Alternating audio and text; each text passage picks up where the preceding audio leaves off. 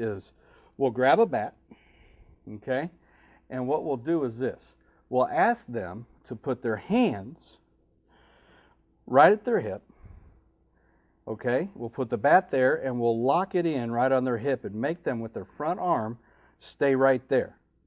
And then conversely, what we'll do is we'll throw the ball right at the bat. As long as they're not hip sliding, if they hip slide, what's going to happen? They're going to miss the ball with the bat. If they're not, if they're just striding, taking that natural, quick motion, the ball will hit the bat.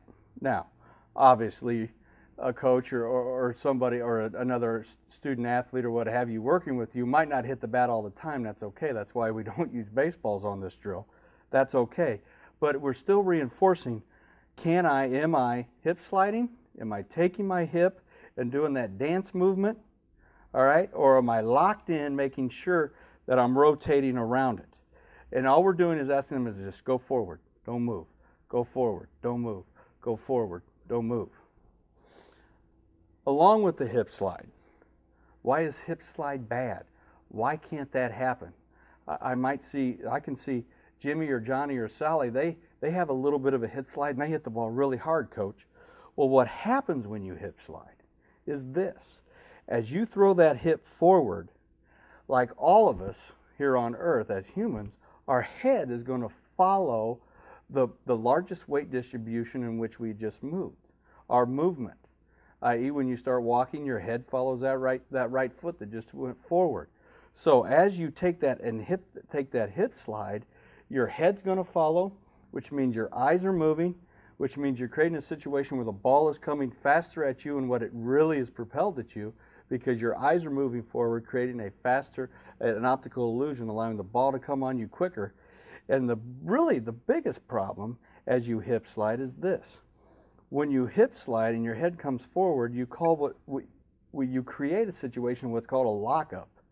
Because as you hip slide and now all your weight's on the front foot, now you're not able to rotate what we call the back axis.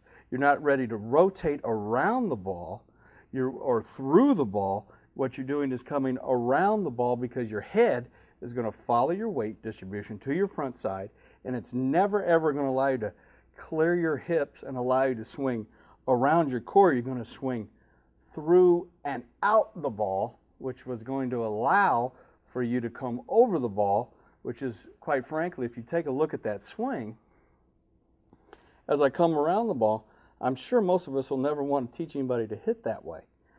So, as we isolate the hip slide, the thing that I would like to reiterate is this. Make sure the athlete identifies that, you know what, throwing my hips at the ball is not necessarily a good thing. Isolate that, try to videotape it, try to show them through those ball drills that I just showed you, try to let them know that, okay, we've got to work off the back side, not the front side, okay? And then, when that happens, if they're still hip sliding, widen them out. Widen them out. Widen them out to the point where you're not even in an athletic position anymore. And you put yourself, you can see like a Jeff Bagwell or even an Albert Pujols who's super wide. All of a sudden, if they hip slide, there's no way they can swing. The only thing they can do is throw their hands at the ball.